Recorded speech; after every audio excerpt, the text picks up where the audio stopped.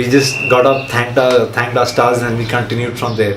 And once we continued, in I think about 20 minutes of that departure from that Maggie tent, Gaurav's Royal Enfield, it had a puncture at the top of Rohtang. Imagine that. With team efforts, we tried to get the tyre out. We did that, and we came to know that the puncture guy is at the bottom of the Rohtang Pass. So we had to go down. Me and Sushant, we rode down with the tyre. We got the tyre fixed. We came back. We fit the tyre back, and we continued. You wouldn't believe, in another 20 minutes there was another puncture. There was a second puncture on the same day in 20 minutes, and at the top of Rohtang. And really, you can't even breathe there, man.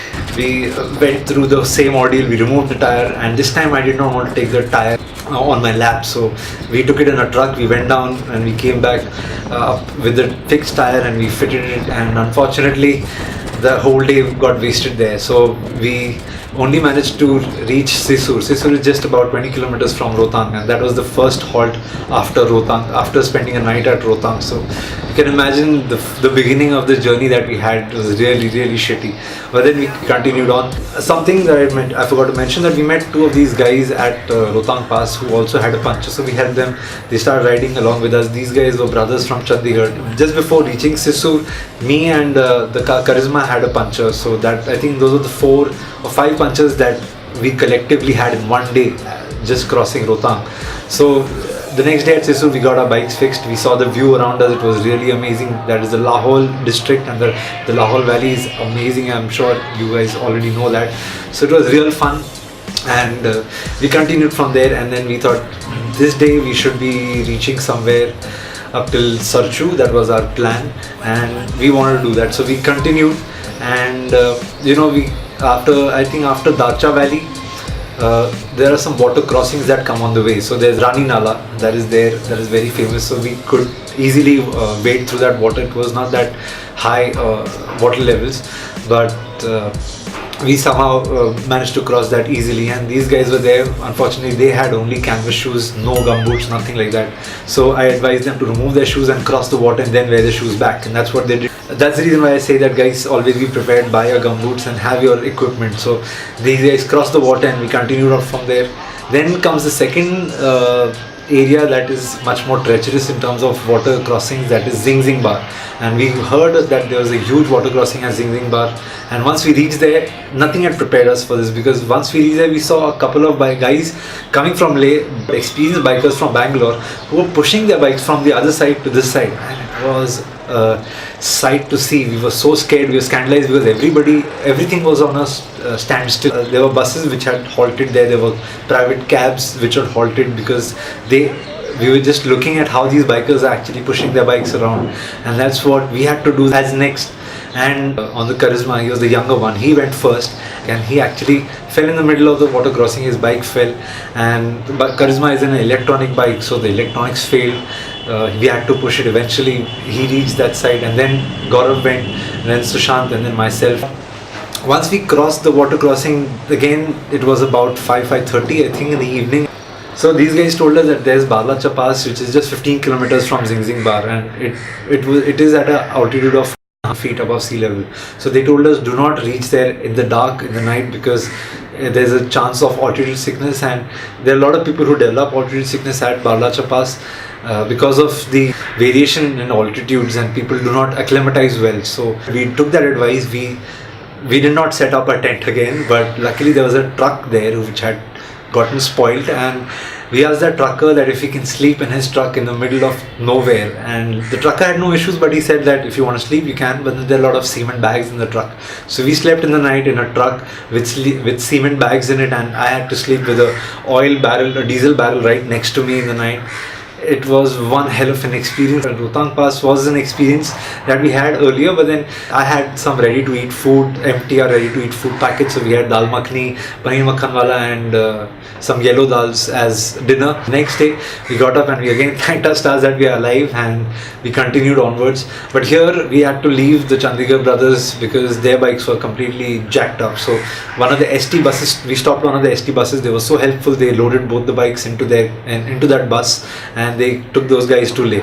So our journey continues, me, Gaurav and Sushant, and we continued from there. We reached Bharatpur tent area. So once we reached Bharatpur camp area, we came to know that just a day before we reached there, that was the day we got stuck at Zing Zing Bar, somebody had a major case of altitude sickness and had to be choppered back from Bharatpur camp area to Tang. I think that is the closest military hospital, and I'll tell you about Tang later. So, but yes, that was the spot that they took that guy, and we thanked our stars that luckily we took the advice of those guys and we did not continue in the evening. Otherwise, that could have been us flying in a chopper back to a hospital. So we continued from Bharatpur again.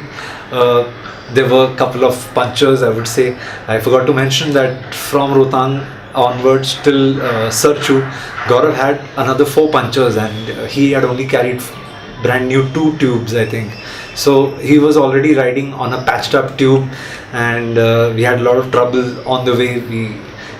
From Bharatpur area, we again got a puncture, and as you can see by the picture, we were in the middle of nowhere, and we were trying to get help. So we stopped trucker and we told him to please carry the tyre, because by that time we were fed up. It was the 5th puncture of the whole trip, and we were fed up of carrying the tyre on with us. So we loaded the tyre in the truck and we went till Sarchu. And once we reached Sarchu was when we realized that this is the last tyre puncture guy, and there's no puncture guy from Sarchu up till Leh, and that is a good 250 kilometers, and that is the most dangerous part of the whole trip. I mean, you thought that Rohtang Pass and the Zing Zing Bar was dangerous. This is the real dangerous patch, Sarchu to Leh. So we had no option. This is where we had to take a decision of coming back from Sarchu, and this is how I went through an amazing experience of a ride, a successful ride, because as I said, we came back alive, but then it was an incomplete one, and we came back from Sarchu in a truck. We loaded our bikes up and we made our way back to Manali.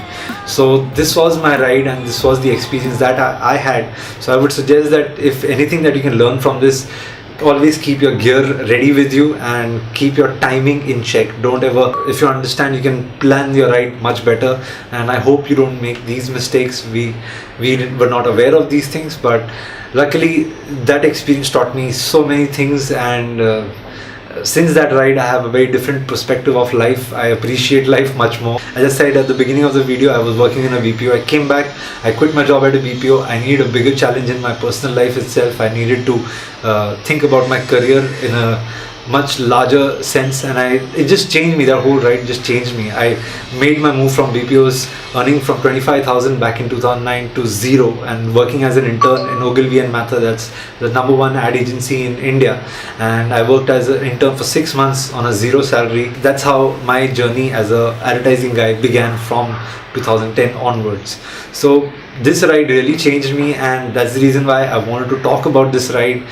I hope nobody has to go through this kind of an experience again, but this was a great fun experience, and luckily this 2017 ride that I did with Daryl was a piece of cake, I would say, after my 2009 ride. But yes, luckily I could plan well because of my previous experiences.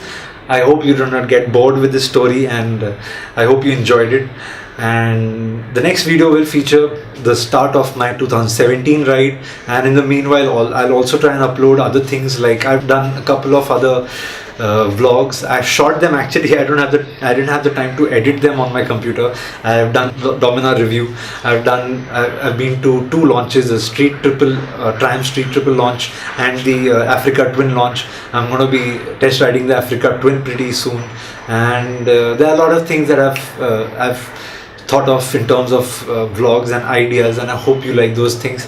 Until then, be safe and ride safe. I'll see you next time. Thank you guys.